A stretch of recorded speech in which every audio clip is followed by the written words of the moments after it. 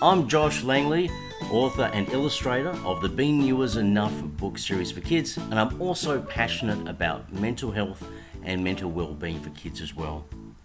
And I'm Kris Williams. I'm the Secretary of the Children's Book Council of Australia, WA branch, and I just love books.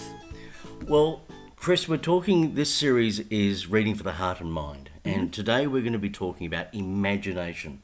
Now, for me, I know it is so important for kids to have their imagination fired up, and I also want their imaginations to, go from being a kid to taking into a teenage years and into an adult, because we know how important the imagination is. But from your perspective, how important is it for kids to actually have their imagination sparked off? I think it's very important, and I think the really great thing about kids is they have no limitations on their imagination.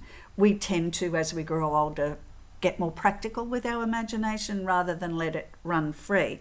But imagination is being able to picture something that's not right in front of you. It's being able to picture how big it is, how small it is, how it works, what you can do with it, picture another place, and really get yourself into it. I mean, how many times when you're reading and you have a mental picture of something in your head. Well, that's the whole thing, isn't it? And if they make a movie of it, the character or the place is nothing like you would have thought. I know, of. and you end up being very disappointed. Now, talking books. Yes. Which books? You've got a whole stack of books here, are great for imagination. I do, and we'll start with this one here. This is Kamiko and the Dragon by Bryony Stewart. Well, just imagine you were too scared to go to sleep at night because there was a dragon outside your window. I don't think I would like that. What's another? No. What else? Well, let's tell you a little bit about this one. Okay. So Kamiko knows this dragon's outside her window and she's scared to go to sleep. So one night she picks up the courage to ask the dragon to leave. But what she doesn't know, that the truth she's about to discover is more thrilling than anything she could have ever imagined. Okay. I can imagine a kid reading that and just going, okay, my brain's going wild. Yes. What else have we got? What else is great Let's for that? try Little Zhang. Imagine if everywhere you went from the day you were born, you were followed by a ghost.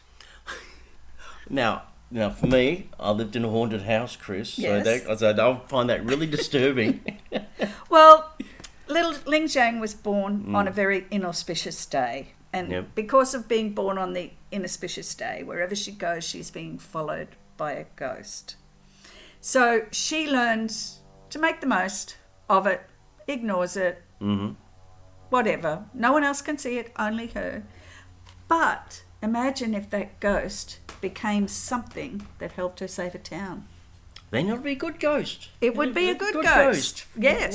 What else we got? I know. I know you love this one. Have you finished reading it yet? I haven't finished reading it, but I promise Norman I'll finish it. All right. Imagine if your mother sold you to a pirate. I wouldn't be surprised. My mother would have done anything anyway. Well, Red Reed's life takes an alarming turn when his mum sells him to an infamous pirate and a smuggler, no less. But from terrifying encounters with cannibals and all sorts of things, he leads this wildly exciting life. I can imagine how awesome that would be. I'm using it my is. imagination I know. to be on a pirate ship, going through all those open seas and fighting all those battles. That's me. One last one. Let's have a look. One. This one here is one of my favourite books at the moment. No, never.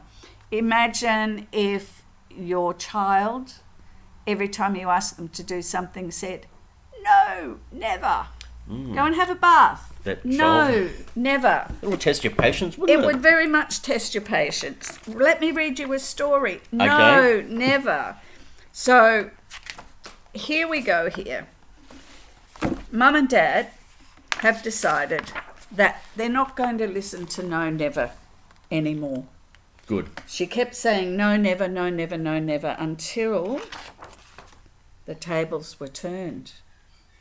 And Mummy and Daddy said, no, never. Can I go and play with my friends? No, never. Oh, see, I can imagine a kid reading that, using their imagination, going, what would happen if I did that? Yes. Oh, okay. So imagine what would happen if your parents turned the tables and said, no, never. Yeah, no. you. That wouldn't have been a good situation. Now, Kris, another way that kids can use their imagination is the Make Your Own Storybook competition. Can you talk to us about that? Yes, I can. And a book I'd like to use to illustrate the Make Your Own Storybook is this beautiful book called The Red Wheelbarrow by Breonna Stewart. As you can see, it has no words. Oh. It's a story. Beautifully illustrated, though. It's beautifully illustrated, but there are no words. So it allows you to use your imagination to tell the story of the chickens, Yep. the two little girls in the wheelbarrow. And that's what Make Your Own Storybook does. You get to make up your story. You get to illustrate it. You get to tell the story. All the details about the competition are on our website. And if you need some help and you're not sure how to do it, our wonderful WA author-illustrator Sean Avery has done some YouTube videos on how to amazing, aren't they? go forward with it. So if you look up CBCA Make Your Own Storybook and Sean Avery, there's lots of YouTube videos there to help. You'll find the link on our website. You'll find the entry form on our website. So it's a wonderful competition, and there's so many creative kids out there. And I think it'd be great for them to do. So there are stacks more books that can fire the imagination for kids. To find the full list and everything, you can go to the CBCCA WA website. Yes, and a great place to start on that website is to have a look at our CBCA notable and short list for the best of children's and young adult books for the year. And where else can people go? They can go to local libraries. Fonts of knowledge. All your librarians will know exactly where to look for what you want. Big shout out to librarians. School libraries as well. They're there to help you find books about subjects that you want to need. And also, don't forget your local bookshop. There's a full list of supporting bookshops on our website. So please go to our website. There'll be a web address flashing up on the page somewhere.